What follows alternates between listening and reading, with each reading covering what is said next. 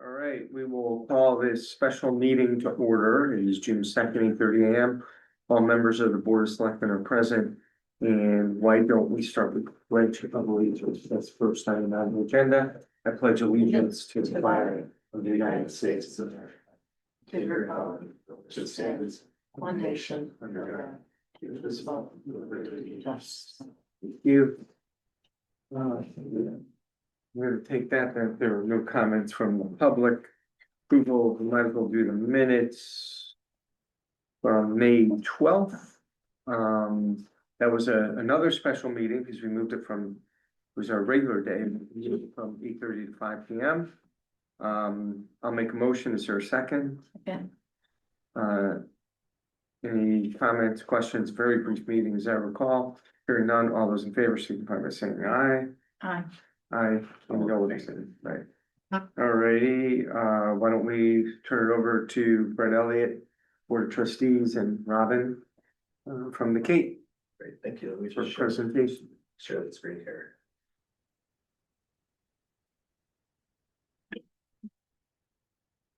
Great. So thank you for having us here this morning. I wanted to start by saying I know some of you have seen some of these pieces at other meetings. It's changed a bit since January, so I wanted to come back to Board of Selectmen as sort of the formality. We'll go through. Please interrupt at any point if you have questions. We do have a bit of a script, but please ask questions. So thanks so much. So I just wanted to reiterate first that everyone at the Cape is so deeply grateful for the town of Old Saybrook and the leaders here the last 2 decades for supporting the Cape and helping build one of the strongest public-private partnerships in the region. Since 2009, the Cape has operated out of 300 Main Street, a town-owned building on the town hall campus. And as a nonprofit, our mission is to fully activate the space through programs and partnerships that directly benefit the residents, local businesses, and broader. Today, this partnership delivers a strong return on investment, economically and culturally, and is recognized as a model for other towns. So today, 28% of Old Saybrook households engage with the Cape annually. The remainder of our audiences come from outside of the town, bringing visitors who dine, shop, and eat locally. And simply put, the Cape is a proven entity as an economic driver and a solid investment for Old Saybrook.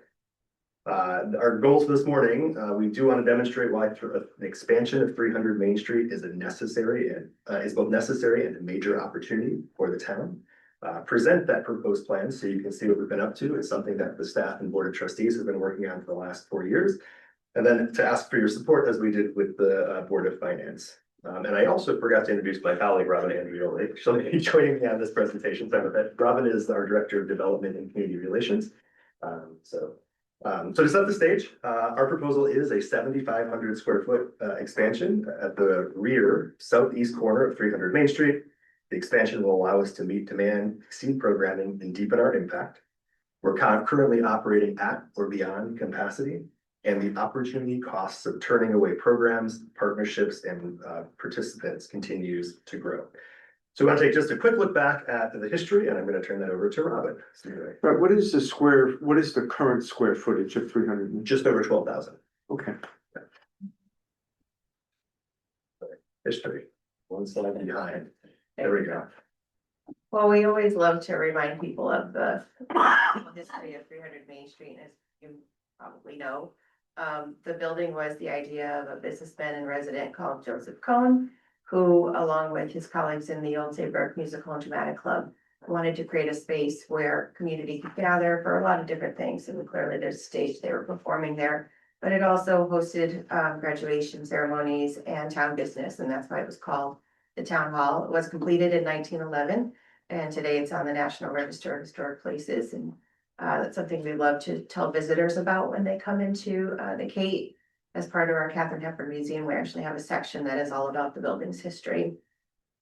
When it was completed, there were about 1,500 residents in Old Saybrook, and today we know the population is well beyond that, over 10,000 residents of Old Saybrook. We're still doing what we're doing in the same square footage that served a much smaller population. And while we've been expanding our programs, the physical space hasn't expanded. An example of that is our summer camp, where we started off with 25 kids a week over 4 weeks. We now have over 45 kids a week for 7 weeks. And the second module of our camp is actually in another location.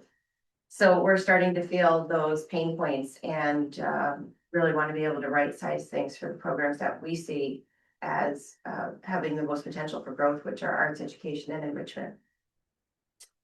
Good. Yeah. So we think of the Cape in three pillars currently. The first of which is programming, which we do on our stage. Of course, Ronald mentioned education, and then the Catherine Hepburn legacy. Wanted to talk just briefly about those. So when the Cape first opened in 2009, that year we did about 100 events and we had about 15,000 patrons. Over our 16-year history, aside from the pandemic, we've had a steady trajectory of increased programming impact. So in the last 11 and a half years that I've been here, we've moved ticket sales from about 28,000 a year to over 70,000 a year. And we'll close our fiscal year on 6/30 of this year. Carl always likes the number, so I'll say it, we will cross 75,000 tickets this year, which we're very excited about. Since opening, we've had over 620,000 people through our doors. We presented over 3,800 performances. This past year alone saw over 385 shows and events, and counting museum patrons and education participants, over 80,000 patrons and visitors. But still, we prioritize partnerships, programs with other nonprofits, such as the Old Saybrook Historical Society, Acton Public Library, the Old Saybrook Rotary. We have a film partnership with the Florence Grizzle Museum. We host Vista Life Innovations, All Abilities, production showcasing diversity and inclusion in our regional community here every year. In terms of staff, we've grown from 2 to 10 in the last 10 years. We also have over 65 employees over the course of a year, counting cleaners, bartenders, seasonal staff, education staff. It's been tremendous growth, but the last few years have caused us to sort of take a little bit of a step back and look deeply at what we needed to continue to grow and to be successful. And over the last 4 years of study, exploration, and thoughtful consideration, we know that that is an increase to contiguous and well thought out space. So continued growth requires more functional and contiguous space. Yeah, as we were mentioning earlier about arts education and enrichment, it is one of our pillars, and while live music and cultural events tend to be what we do most often, we do want to see more growth in education and enrichment, and that's a direct reaction to what families would like us to do. We started this camp with ages 5 to 10. We then started a module for 11 to 13, and now the kids aging out of that module are asking for additional programming. So one of the things we'd love to do with the expanded space is have a program for 14 to 17-year-olds. And while we talk about the types of programs we'd like to create and have fill the space, it doesn't mean that we have to reinvent the wheel. There are a lot of partners in the community that we can work with. Old Saybrook Youth and Family, there was a time when Park and Rec actually had a Broadway musical program in the summertime. So we know that there are resources around that we can tap into, as well as bringing our professional teaching staff, which are all teaching artists. And then we don't want to forget the adults. We've actually tested a few programs for the adult population. Catherine Hepburn loved to paint, so we've done a paint and sip night, and that sold out. We had a couple of ukulele artists come to the Kate, and it's a very popular instrument. It's easy to learn 2 or 3 songs in about 40 minutes. So we posted 3 ukulele workshops, and they've all sold out, and they were all adult learners. So we see a lot of opportunity there to continue branching out and growing from what we've been, which has been presenting theater, to really being a comprehensive cultural arts center. Legacy. Catherine Hepburn. We love to talk about Catherine Hepburn. The museum is so much about Kate and her family, but it's also Old Saybrook history and Connecticut history. We had the opportunity to expand the Catherine Hepburn Museum during the pandemic when we were not having foot traffic in the building. So it's double the space than it once was, about 1,100 square feet. And once we started really researching material and memorabilia, we also saw people turning to us, which was wonderful. So we work with her family, we work with her estate, people in town who have wonderful memories of her. We're collecting all of that in the museum. Sometimes there are tangible items and sometimes they're just stories. But this is another area that has grown exponentially. We're now one of the excursions for American Cruise Lines. When they dock in Old Saybrook, they bring a coach bus down to the Cape, and we have a tour. We show a film. Sometimes they'll stay for a full-length feature film. We show a mini documentary. So we're seeing thousands of visitors come to the Cape just to visit the museum, and they're really coming all over the world. That's like the most eye-opening thing, is to see people making us a stop when they're visiting the United States from China, Great Britain, France, you name it. So it's been really wonderful, and this is an area that we want to keep working toward, growing and expanding her legacy. Of course, to your right, there is a picture of the Spirit of Katharine Hepburn Award, which we give out each year. And it's one of the ways that we shine a spotlight on Old Saybrook and Kate's history. Can't tell you who this year's recipient Just is, gonna- but it's gonna come out in about 2 weeks. It is confirmed. I do know. I Um, know. I know. And 2 weeks, right? Yep, so we've shown a bit about our growth and our limitations. I wanted to highlight the Cape as an economic engine and a community partner. Some of you have seen this graph. This is our ticket sales. It does not include this year because this year is not concluded for us. But essentially, if you take that all the way over to the right, that last year being 80,000 patrons and visitors.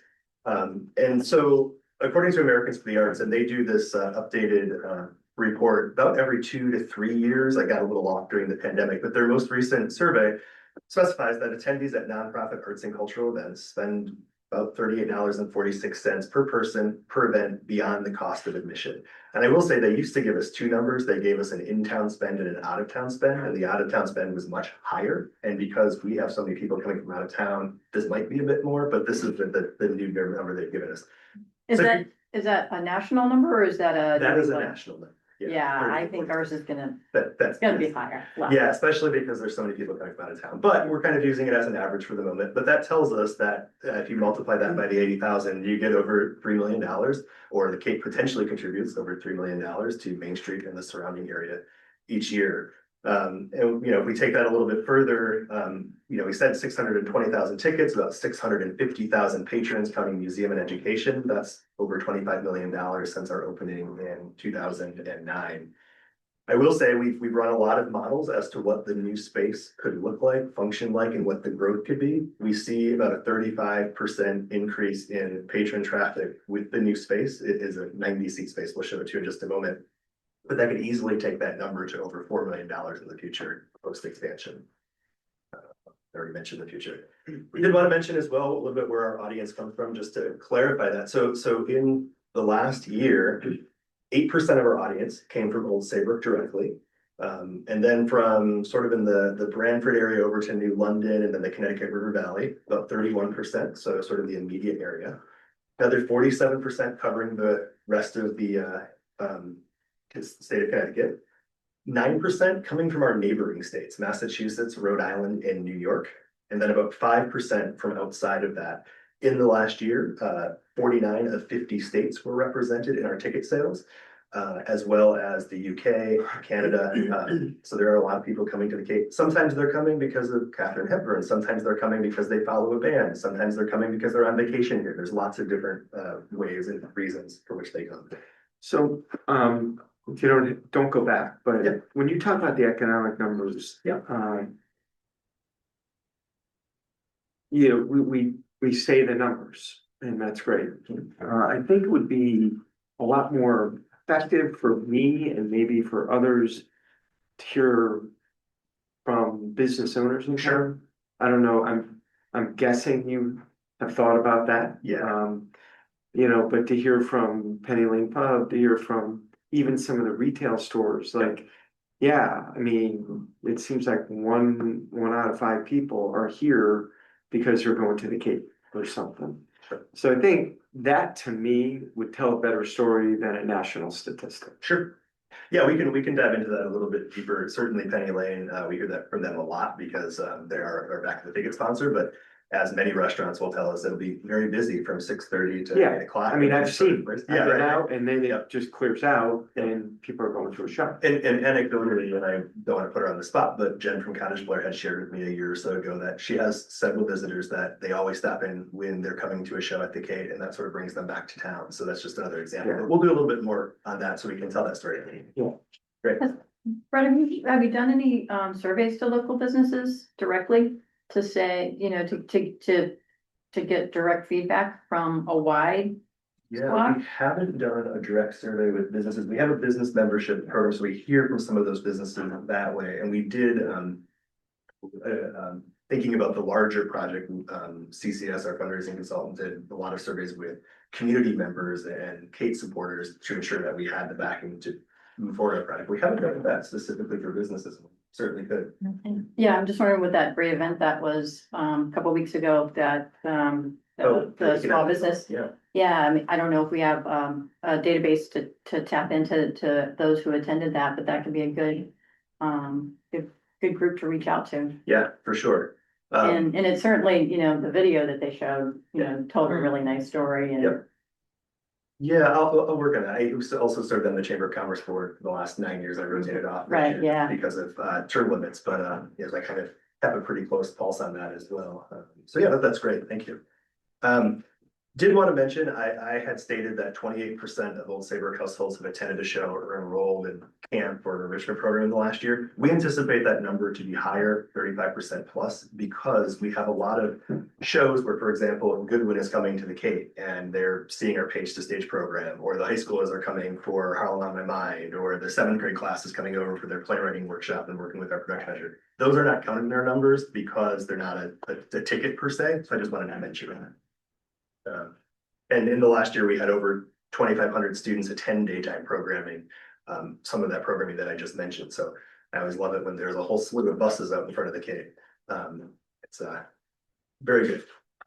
Quickly on the financial stability and opportunity, just wanted to mention a few things here. First, as a cultural nonprofit, we only exist for the betterment of our community. Any net surplus dollars are reinvested back into our operations. We're not a commercial entity. We're also really grateful for the support that comes to us, and that comes in a lot of different ways as a nonprofit, certainly from the town. Major support. We have several donors and members at the Cape. Local businesses also support, in whether it be for our special events and auction items for those, or business membership, foundations and grants, certainly. We did want to mention our volunteer guild. We have over 200 people in our volunteer guild. That picture is from one of the last year or two of a volunteer appreciation event we did. And the Cape can only run because of our volunteer guild. We also have over 2,000 members. That number's probably gone up a little bit. This PowerPoint's been put together for just a few months now, but we had over 2,000. When I started 10, 11 years ago, we had just about 400 members. So that has grown significantly. And then the last thing on the financial piece I wanted to mention is that that partnership between the Cape and the town of Old Saybrook. There's been a lot of work that the Cape has tried to do to be the best partner. A lot of it has happened through the Neighborhood Assistance Act. So the town is responsible for the building and major systems, but we've replaced boilers and chillers and lighting and a lot of components through that Neighborhood Assistance program. We were kind of starting to try to add up what that number was, and it's likely north of $750,000 over the last 10 years that we've invested between all of those systems, and then stage lighting for us as well. We've also done improvements. The building opened without ADA opening doors, the push button ones, we installed those. So we try to be the best steward of that building and keep it as sort of this glowing front of the town hall campus, and keeping it a place that people want to come to. So what could the next chapter look like? Show you a little bit about the proposed expansion. So this is the existing site plan. You see Sheffield on the top of the screen, Main Street on the left, Town Hall to the right. Town Hall not quite all shaded, it makes it a little bit bigger. You can follow the line there, and then the town green to the bottom. This is the footprint of the proposed expansion. As it sits, it does potentially disrupt 2 to 3 parking spots in the back there. We were with zoning last night for a preliminary preview and got some good feedback there. I did want to highlight that red ring there because that is sort of the magic of the space we're thinking about. It's very flexible spaces, and it's going to come up there. But on the bottom, first floor, because it's a 2-floor expansion, it's 2 classrooms that are around 500 square feet with a center divide. So that can open up to 1,000 square foot room for meetings, or 2 separate rooms, or however we need to use it. We're also thinking about that space as having screens where you can see what's happening up in the theater upstairs, the main theater, or the new space that's above this. So everything kind of ties together. And then on the second level, you can see a larger room. So it's just over 1,200 square feet. It has a center divide as well. So that can be 2 rooms set up. These are just example configurations, or with it wide open and the theater seating installed, which is all in cubbies adjacent. The theater seating comes out in racks. It's a 91 seat performance space for cinema, lectures, meetings, other things. Yeah. The bottom two are the lower level or the upper level? The top one is sorry, I guess it'd be reversed. So the top is the first level. Okay. And then the bottom two are the second level. The middle one is showing it with the partition closed. The upper one is showing it with the partition open. It is outfitted with a large screen, a removable stage, surround sound, all the things that we would need to do. Robin mentioned the American Cruise Lines coming in, and they often want to do an enhanced package where they could see on Golden Pond and go to the museum. And frequently we can't show on Golden Pond because they come at 1 o'clock and the band for the evening is already loading in. Well, the theater's offline. Now there'd be another space to have them be able to do that. So there's all this sort of give and take at things. Or our Met Opera simulcast, we do the live on Saturday, beamed directly from New York, and we do an encore on Tuesday. They used to be at 1 o'clock because the Saturday ones are at 1 o'clock live. We moved them to 10 a.m. because often we were getting some of our bigger artists. Like I remember having to turn down Suzanne Vega on a Tuesday because I couldn't get the Met done fast enough to load Suzanne in that night. And that was a big artist for us. So, this gives us the flexibility to move things around to other spaces and lose fewer opportunities. Can show you, this was there it is. This was just a most recent site plan, just so you can kind of get a sense. It's a little bit clearer than the one I just showed. It has a little bit of the landscaping put in, showing the first floor. And then the changes to the parking lot. And then I can show you some exterior imagery as well. I left this one, and this is not one of the renderings. This is just one of the computer generated ones. So you could see from Main Street, Town Hall behind it, and sort of how it fit into the landscape of the Town Hall campus. But let me get you some better imagery of that. So this image is from just behind the clock tower. I will say the tree behind the sign is removed just for the purposes of this rendering, so you can see the building clearly not going anywhere. And so the expansion sits on the right-hand side there, back towards Town Hall. I sort of like to point out the historic columns at the front and then sort of the transition to the slightly more contemporary lobby that was done in 2007, 2009, and then the expansion. But here's a closer view of what that expansion looks like in current version. So a little more glass, and then the picture window that you see facing the town green, there's one of those on the north and south side. And then here's one more image from the back of the building. They've been toying with this sort of logo or mural or something on the back because there's not windows on the back of the upstairs space. The reality is there's a giant tree there, so you really won't see much of it. So I just wanted to point that out as well. There's no windows on the back because for every window we put in that space, we have to get. That's your truck in the picture? It is. Saybrook has been putting my truck in the picture since they've been working on these, yes. But no windows in the back. No windows in the back because every window that we put in, we have to be able to effectively black out for film or performance. And so what we did is we went with these feature windows on the north and south. They will have shades for sun, but then there's going to be floor to ceiling pull across stage curtains that will black out, but also for acoustics if we have a jazz band or something up there like that. So we're trying to make it as easy to use and convert to different configurations as possible. Actually, just talking about acoustics, do you ever have complaints from neighbors regarding noise? I've never heard that. Not from neighbors. Okay. Not from neighbors, no. Okay. I mean, in the show, occasionally we wind up with a rock tribute that we're like, trying to get them to pull back as far as we can because it gets a little bit live in our room, but not to neighbors. Okay, Yeah. now, you don't hear the stuff, I'm just looking at the, if there's a performance going on there. It shouldn't be a problem. No, and if there's a performance happening in the main theater and a performance happening in the new space, there are multiple zones between them, and so they'll function just fine independently as well. And I will say that one of the, this is contiguous space, it's all under one roof. So if we have two events happening, it's the same admin staff, it's the same, as opposed to thinking of a vacant storefront on the other side of town and doing, making that a space. Now you're talking about, a whole other round of staff, so. How much of, go back to the. Yep. Where the cars are parked. Yeah. How much of that is coming as new? Any of the, So the 4 parking Yep. spots directly behind the building will be shifting back slightly because the building comes back slightly, but currently they state that it makes all of the turn radiuses and all those pieces. Where the actual new section of the building is, it's 2 to 3 parking spaces that will be affected there.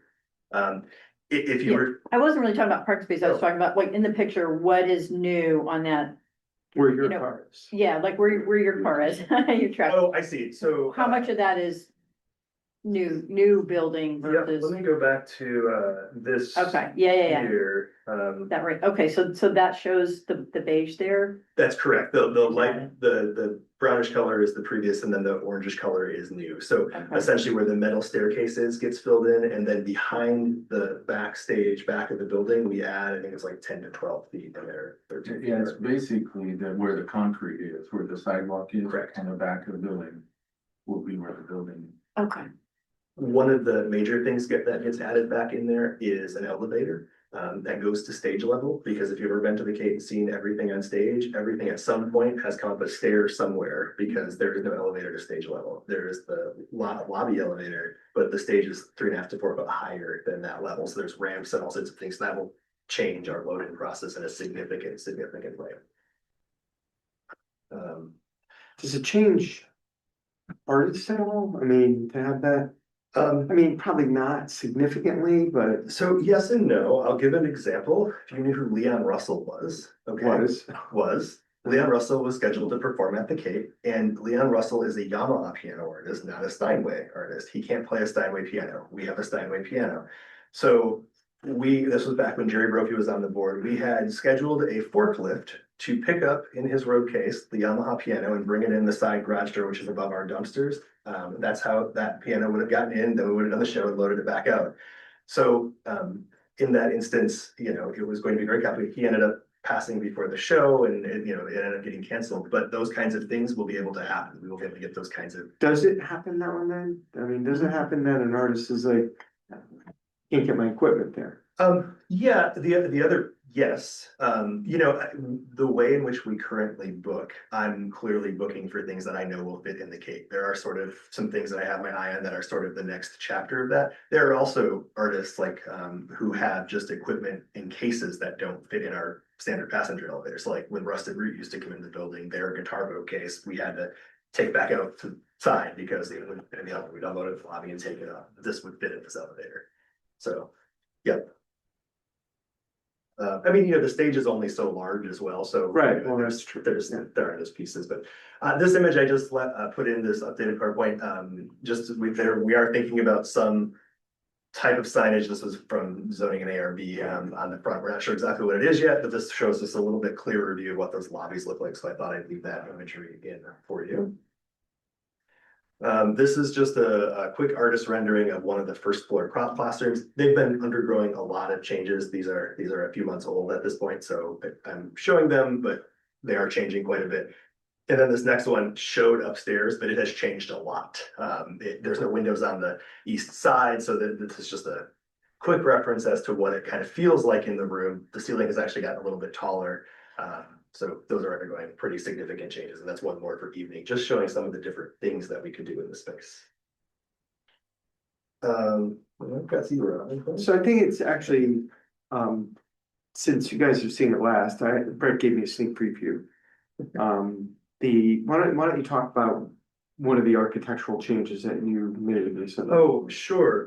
Yeah, let me go back to that then. So Because you referenced a higher roof, and I think that's important. Sure, absolutely. Let's get back to there. So you'll note that the roof on top there is now flat as opposed to the hip roof. And the reason is it started with a peaked roof to sort of match the existing building. And we were running into a lot of challenges with the peaked roof and the center partition that pulls across, because the east side of the building was the peaked roof, and they were creating a dormer and all sorts of extra steel to bring the partition over and across because the roof started to slope. We were also running into some challenges with like some basic stage lighting that needed to be high enough that it wasn't, facing into artists and things. So we ended up raising the roof, or raising the ceiling about 4.5 to 5 feet, and in the process went to a flat roof. But in doing that, it is not new to the town hall campus. Both ends of town hall is a flat roof, so it sort of fits in with the entire campus in that regard. I think having a higher roof is gonna have tremendous benefits. Yeah. And it's just gonna feel feel better. Yeah. In the room, more Yeah. spacious. Exactly. That's, so that part did change, and they've, been making I will say the gray thing on the top, so there's we call it the crow's nest with the vents there, that's existing. That's where the HVAC system is for the theater. So the other piece that sits there is an HVAC unit that would serve the entire new space. It does have to be screened per zoning. So that's currently the rough draft of where that sits. That could be brick, that could be the material that's matching the gray. They're sort of making some decisions there yet. So, yeah. Did that answer your question, girl? On the? Yes, Okay, great. and it's also.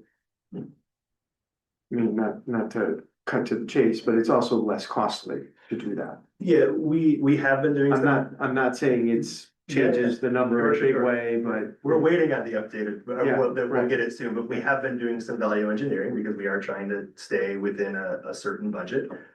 Slate shingles and a hip roof are a particular thing, so, this actually ended up saving a ton of structural engineering and steel and the roof complications, and actually got us the product that we really needed, so I think from all around, it's the better version.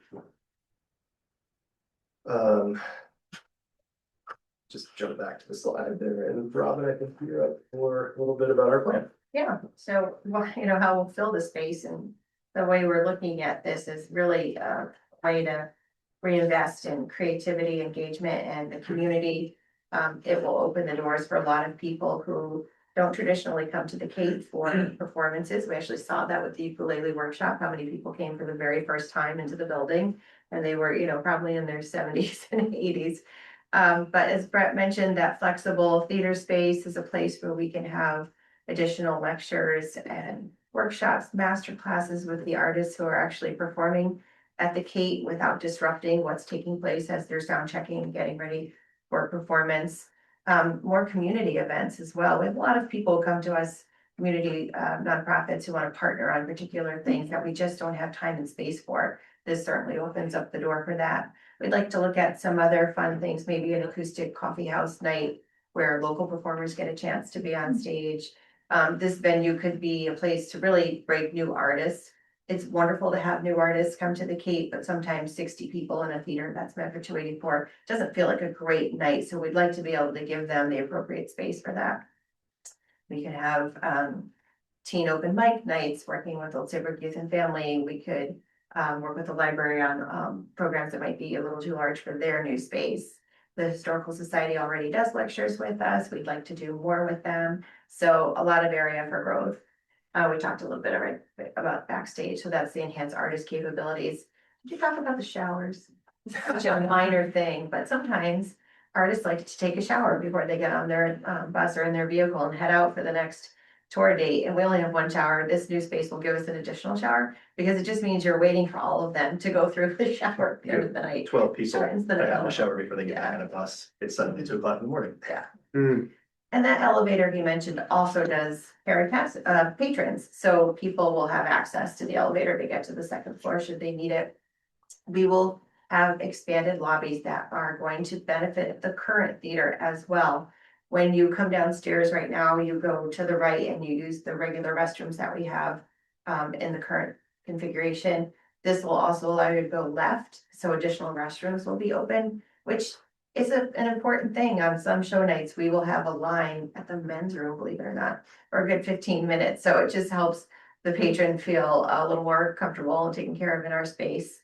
Our Marquee Club, which is a small space we have right now, that is a way to entertain members. Sometimes there are corporate sponsors and local businesses use it to have employee events. That will grow just a little bit more. And it actually will become part of the museum tour as well. We're working with the Hirschfeld Foundation to have several different Hirschfeld prints of Katharine Hepburn drawings available. So it expands the offerings of the museum and allows us to bring in, larger tours, which has really been something that we've been challenged with. We often have a tour bus with 40 people visiting the museum and somehow have to try to divide them into 2 groups to get their way through. But this will allow us a bit more museum space, a bit more exhibit space. So education and arts enrichment, of course, is a big part of what we see as the future for the Cape. The camp programs, hopefully again, growing to a program that will reach up to 17-year-olds, more classroom space. We are often working with our local schools who come over for workshops. There's a great middle school teacher. His name now, he's just so wonderful. And he does a playwriting segment with his students, and they come to the Kate and work with our production director to learn about blocking and lighting and sound cues and all the things that will help them write their script. And we always want to be able to do that. So if one stage isn't available, perhaps another stage would be available on a particular day. We've had teachers request to just come over and watch a film that's compatible to a book that they might be reading in a class. Or there could be a metropolitan opera that correlates to one of their curricula, and can they come and watch the opera at the Kate? We'd like to always be able to say yes to that. And again, today we're dealing with time and space, and it's always got a different use, but with the additional classrooms and the additional theater space, we can always make that happen.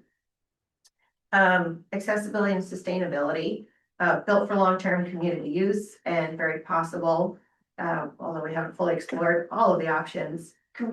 Community resident use. We know that there's the pavilion project taking place now that could eventually lead to that building becoming a restaurant and a beautiful park next door.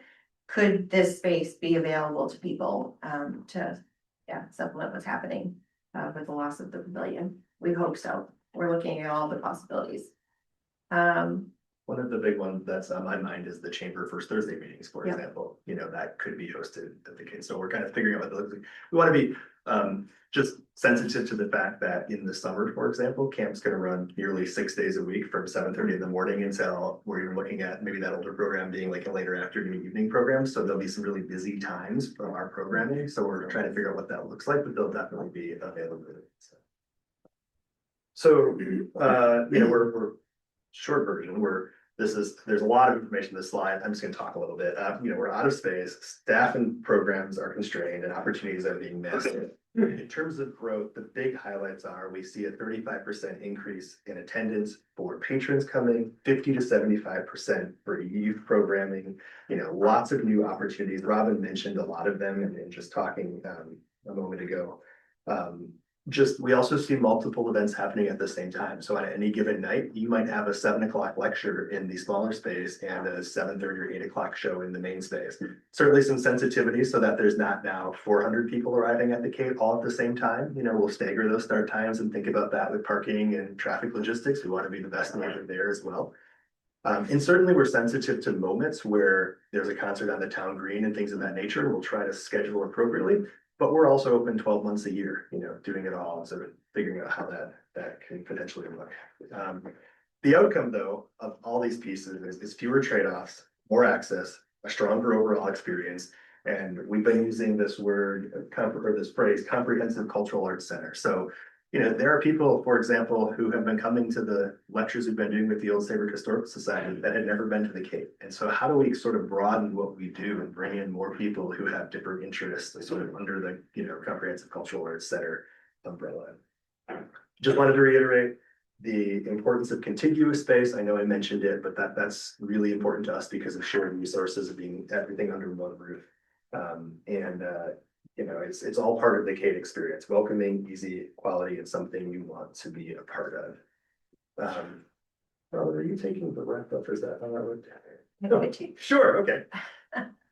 So we've talked about the Cape being an economic driver for Old Saybrook and for the surrounding area. We'd like to see that be sustained and of course increase.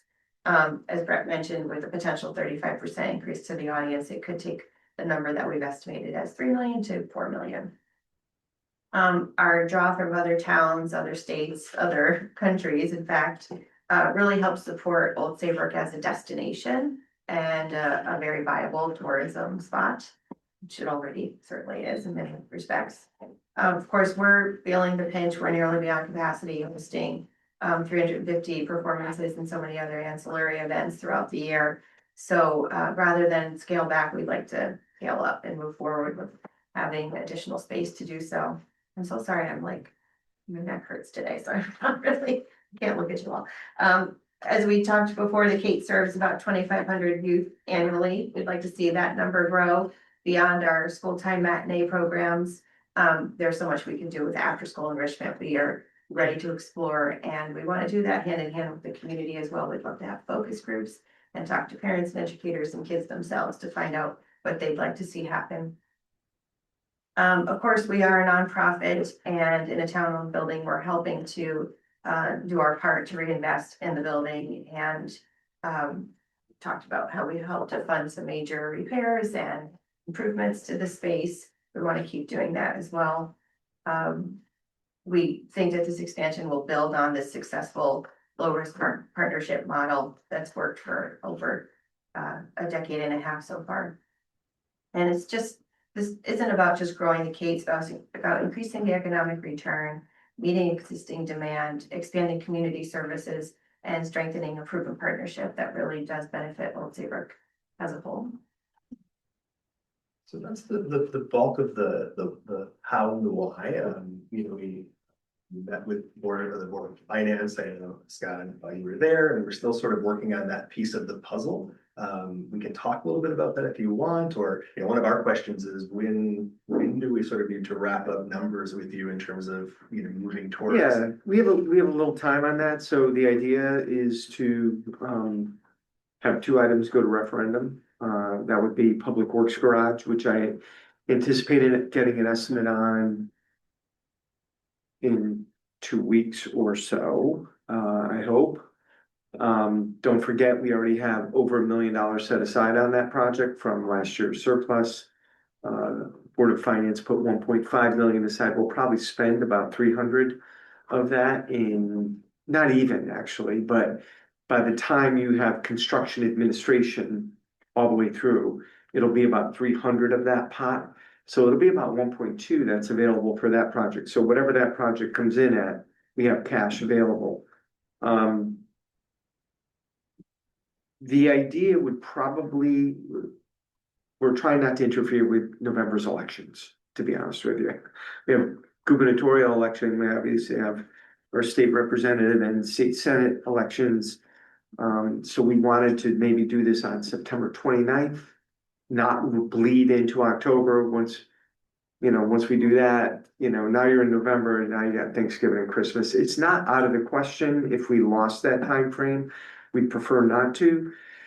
Likely means town meeting somewhere around August 29th, which could be even Board of Finance at as late as August 18th, Board of Selectmen before that. It could even be a joint meeting. So we could be July, August. And as long as the town meeting, we thought we'd have a month, just like we did with the Saybrook Point referendum, about a month. We actually had more than that, so that people could answer questions between town meeting, which adjourns to referendum. And by the way, I think both of you guys both know Cosmo Corigliano and Wayne Harms, right? Cosmo's Board of Trustees, Chairman, President, and Wayne is, Wayne. Treasurer as well. Wayne's the man. Wayne, were you former president also? No, sir. No, okay. No, sir. Current treasurer. Current treasurer. So, but I mean, I will say this much. Obviously, Brett and Robin are work at the Cape. Wayne and Cosmo, their dedication to this project, from what I've seen, has just been incredible. They attend every meeting and are very passionate about it. So, I mean, I want to recognize them. So that, we have a schedule. Leanne did a draft schedule. In fact, I was thinking about, want to make sure that gets off to both town council, bond council. It's been off to Mark at our financial advisor. Likely going to be more than a $10 million issue. Certainly right around there. We're prepared for that. It's okay.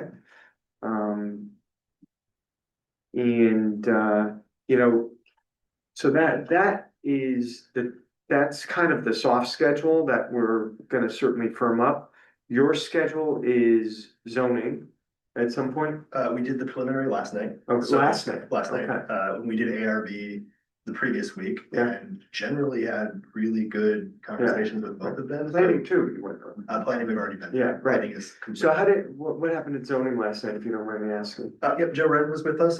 We walked through all of the parking pieces. We, worked with Chris Costa as well and kind of understood, all the pieces in the parking lot across the street, 25 Sheffield. And basically, we were able to show that we have 2 to 3 times the needed parking spaces within sort of the radius that they require. The old Saybrook zoning is 1 parking space to every 4 seats is exactly how it's drawn at the moment. So we were showing nearly 199 sort of guaranteed spaces up to 300 and some in sort of the wider version.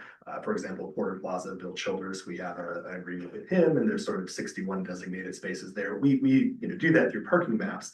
The challenge is that if somebody comes to town and eats at Penny Lane before, they may park somewhere else on Main Street. That is just sort of how that does work. But so there are 31 spots across the street that did not exist when the Cape opened. And then 25 Sheffield also has at least 12. There's technically 22. There are some signs on some of them. That is a Yeah, question. those are town spots over there.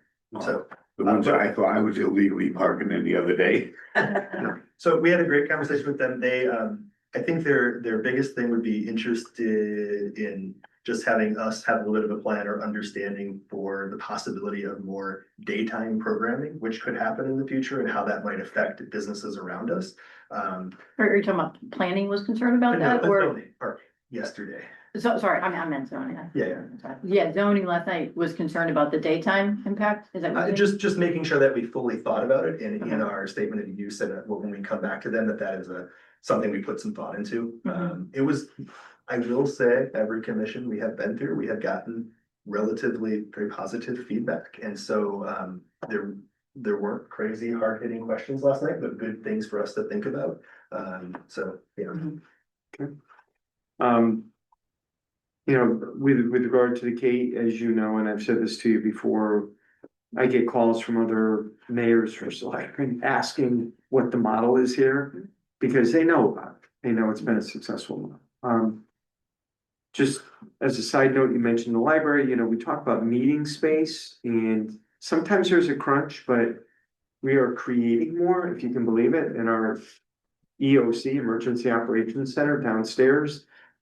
We've been able to create that. We don't need it anymore, as it turns out. We need one small office in there, but we're gonna create a new meeting space down there. So technically, we'll have the cafeteria and the former EOC as meeting space. So it's not ideal, but it's, if needed, we are gonna make that. The library, which I received, we were on the bond agenda, we were approved. I received the agreement yesterday. I'm gonna sign it probably this morning and send it back for $2 million of bonding. That project, assuming this project passes, both those projects will be under construction next year, in theory, along with Saybrook Point. But that's an update on the library, and the library, I believe the way that it's designed will allow for space to be occupied after the library closes, unlike it is now. So that'll be good news. I think one other thing that you can mention to us is, number one, how long you've been working on it, and number two, there's been a lot of resources put into it to date. I mean, this is a project that is probably more developed than a lot of projects are, quite frankly, at a certain point. I mean, you guys have been working with Centerbrook for. Yeah, do you want me to walk through it quickly? Just quickly. Yeah, sure, absolutely. So we started about 4 years ago. The board did sort of a strategic planning process, sort of thought of, what things we needed. Where we wanted to be for our 25th anniversary, which is now 9 years away. That sort of led into space being one of the large ones. We started with Centerbrook Architects almost 2.5 years ago, going through all these crazy exercises where we had to draw how we walked through the building, and we developed multiple versions of this. There was a small building that sat where our chiller is, behind our shed at one point. They were trying all sorts of different versions. And really thoughtfully with a lot of committees, and there was a larger K committee that had stakeholders, volunteers, different people in it came to the version we're at. We also, in terms of the fundraising side, to ensure that we could be successful on this, we've hired CCS Fundraising. They've been with us for nearly a year now. They did a feasibility study last summer that told us that we could do this. We started the fundraising process in the late fall, sort of in the quiet phase.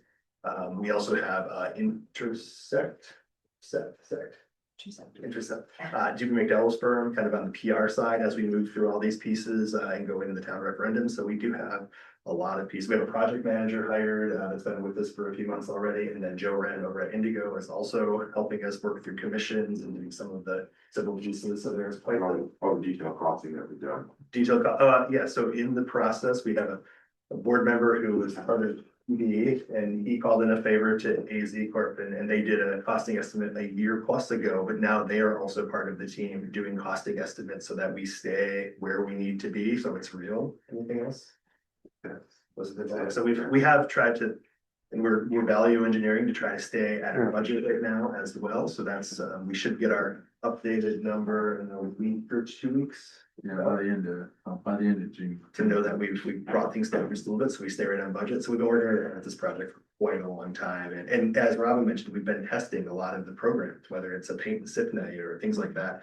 And when we did that, we didn't have anything in the theater that night because the only flat space we have large enough is the stage. And so we had 25 people on stage, but nobody in the seats. And so this will give us the 25 people in the new space, and the show can happen in the theater. So we can do all sorts of different cool things.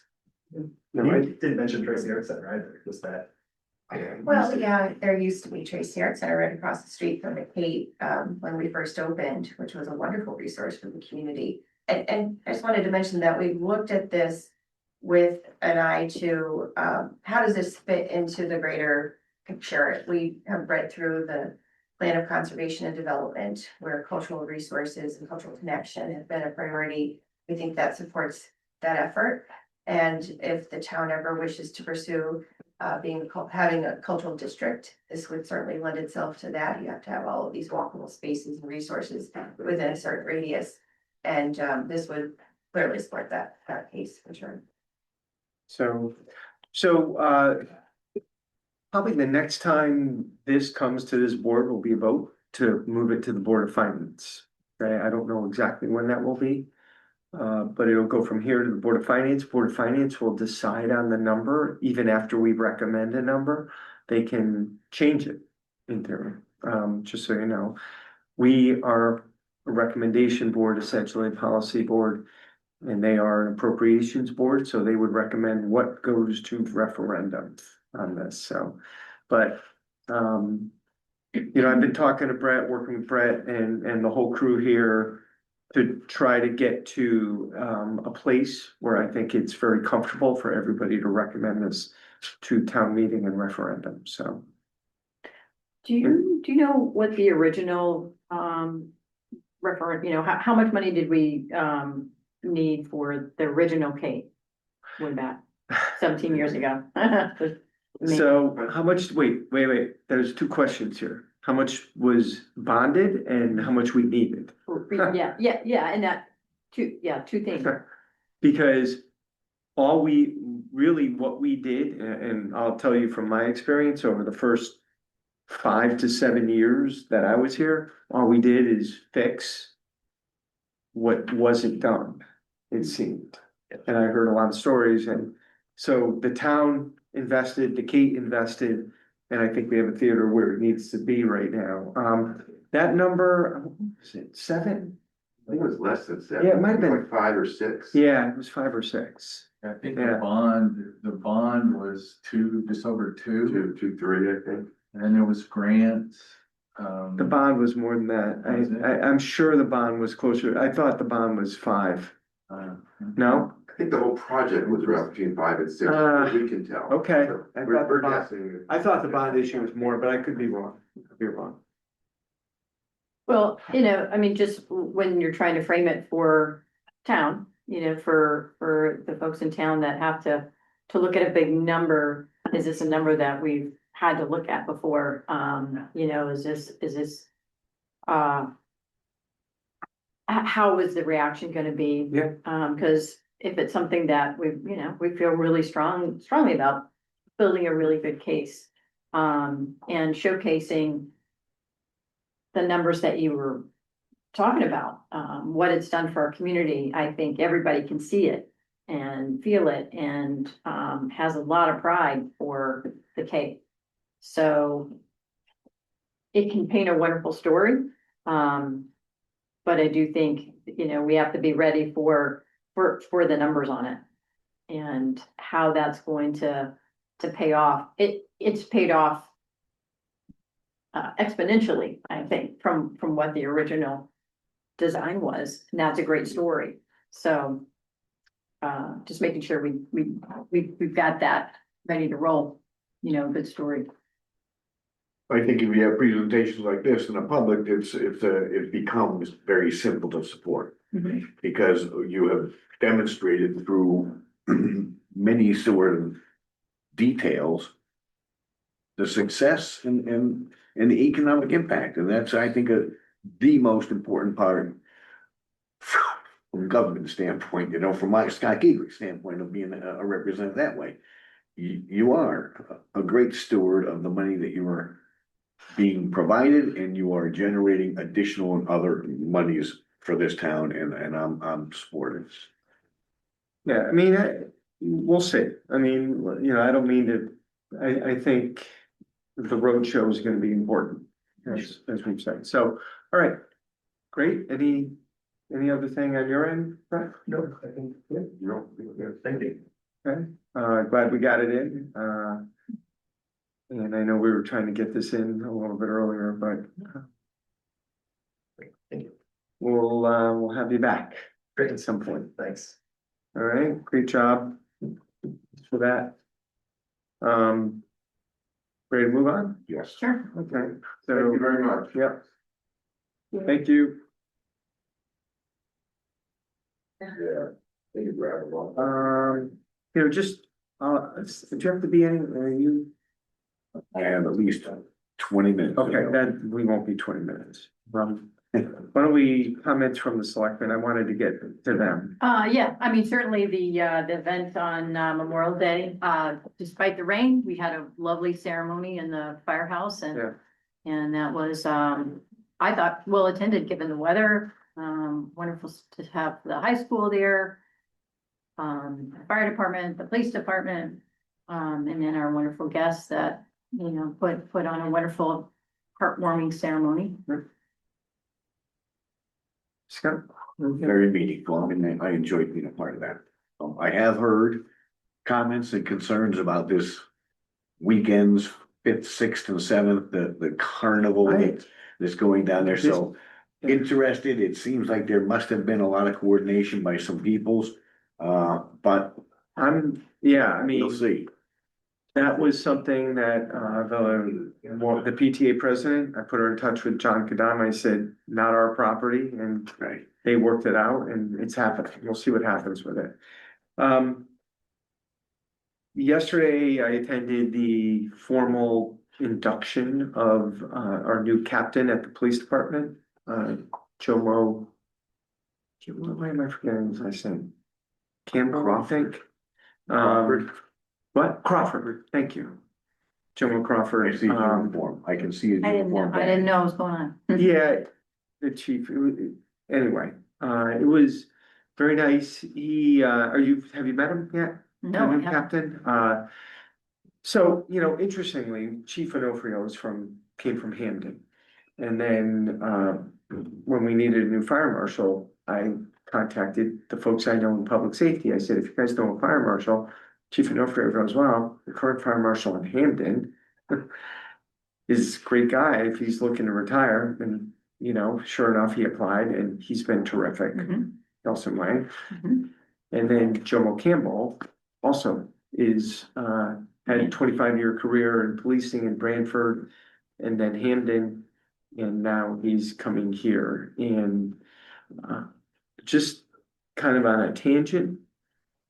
Went to college and law school and remained good friends with a lawyer named Steve Fitzgerald, and his wife Jackie. Jackie's a prosecutor in New Haven. Steve's an attorney, represents employees in, cases where they've been dismissed.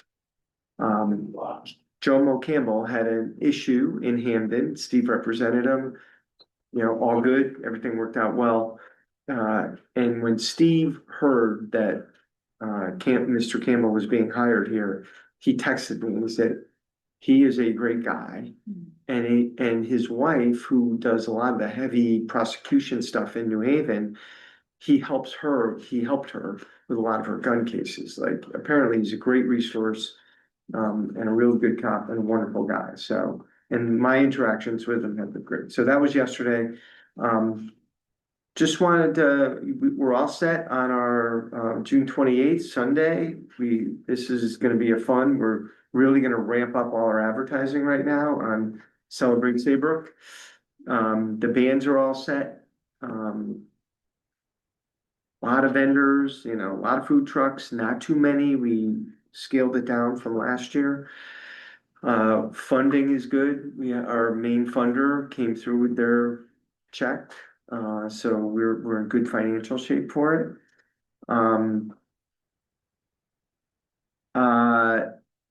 I did get the library contract yesterday. I'll sign that today and get that back to them. So our $2 million funding comes through.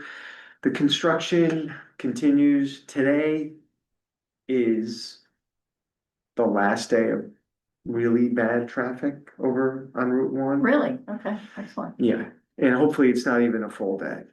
And then they're pretty much in a good place with the project. What will be left is the extruded concrete curbing, which is just angled cement curbing on the side of the road. So that's a cement truck going at like 1 mile an hour down the road. So that will happen, and that won't be a really bad traffic day, but it'll probably be one day anyway. They have to do the landscaping. That shouldn't be too bad, which is basically gonna be grass and some trees. And I don't know if you guys have driven all the way to the Westbrook Town Line, but the sidewalk goes all the way. They still have some stuff to do over there. They have to put in a railing where it goes down into that. Oh, yeah, Gully. There has to be a railing there. So they've done a great job. So, the extruded concrete curbing will start June 15th. That should be just a couple days. Next week, our Main Street parking stall work starts. Jesse Dibble's coming in, and they're gonna be doing all what the state didn't do. You're gonna see all that get done. He's scheduled 2 weeks for it. Hopefully it won't be 2 weeks. He's going to do it in sections. So if you're a business and he's ripping up the road in front of you, it's just your section. It's not the entirety of Main Street. Your patrons should be able to park across the street or right down the street. So there's going to be some disruption, but we're gonna do it in sections, and Jesse will. That'll be before the party. It will be, yes. Okay. And the idea is to do it in sections so it gets ripped up and paved the same day. Okay? When we have one side of the street done, we'll do the striping. When we have the other side of the street done, we'll do the striping on that side. The striping is not going to be done as we go through. Yeah. The reason is it's very expensive to bring in the striping. It's like Bill Claffey told me the cost, and he goes, it's like so much per day, and they can do this job in like one day. So if you have them on multiple days, it doesn't make sense. So there's gonna be a lack of some striping, and the crosswalk project should begin. I told the guy we're ready to have them, so hopefully he'll be coming in soon too. Will that be finished before the 28th? I don't know. Probably not, knowing this company, to be honest with you. We are having a phone call tomorrow with the low bidder on the Saybrook Point seawall. I did a reference check, everything worked out, so we're probably going to be awarding a contract on the seawall. Maybe even this week or next, so that they'll come down and start working on that. We did put out an RFP for a landscape architect for the park for Saybrook Point. Great. That is online. We have solicited 3 bids because we had 3 people contact us and tell us they were interested. But we've also put it out to public bid. I think we're gonna get a lot of bids on this. I anticipate the committee will be, Jennifer and I and Ray Allen as ex officio of that committee, 3 members from Park and Rec, 1 member from planning, and 1 full member from economic development to select the landscape architect. I don't wanna make it too complicated. I just want good people on it. I think we're gonna end up with a really high quality person here. Just so you know, to pay for, so the RFP states that no work will begin until the town takes title to the property, obviously. We don't wanna spend $1 until then. So I don't know exactly when that will be. In addition to that, I plan on, just like we did for the Public Works Garage, with surplus funds this year, I anticipate asking the Board of Finance to set aside 250,000, maybe even a little bit more, just so we can hit the ground running.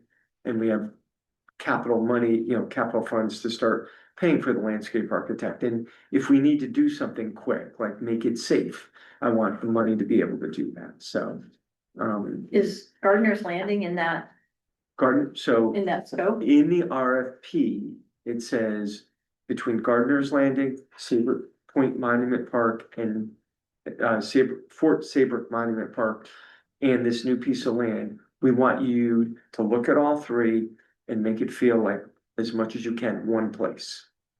So that's the idea. Yes, the answer is yes. The answer is yes. Yes.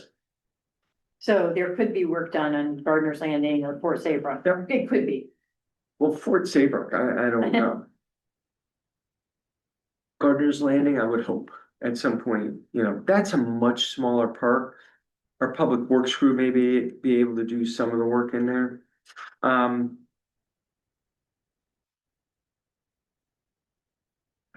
wrote something else down. I don't know what I wrote.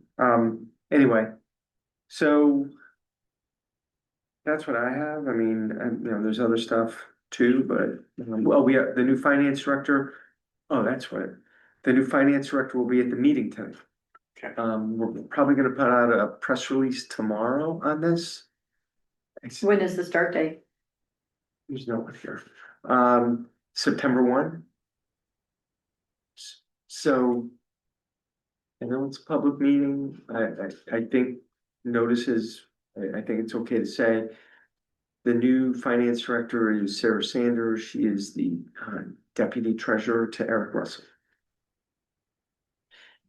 And yeah, so I think she's coming to the Board of Finance meeting tonight, and that's a public meeting, so I don't, she is a very professional person. She's already spent 3 hours with Leanne and Amy.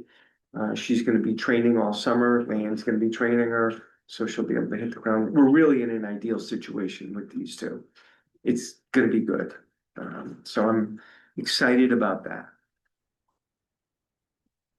Okay, June 10th, next week is Leanne's party. Yeah. Okay, I just want you Is to. that a 5 or? It's at 4:30, Okay. because the Coast Guard band is that night. So we're gonna do like 4:30 to 6. If you can't get there, Jane, if you, I'm sorry. if you can't, it's 4:30 to 6. For the Leanne's, band, uh-huh. because the Coast Guard band is at 6:30. So we wanted to get out. Yes. So do you have a conflict? Looks like- Nope. Oh. I've got, I think I have a Board of Ed meeting that night. Oh, well. That's probably a little later, right? Wait a minute. Oh, June, no, is it's it a the ninth? Wednesday No, night. no. Oh, okay, wait, sorry. Yeah. Yeah, I have something else. It's a Wednesday night. Or Um, Wednesday afternoon. I have another thing from 6 to 7. All right, That's well, okay. you'll No, be it's all done. good. And then so the Coast Guard again, I didn't put that on my.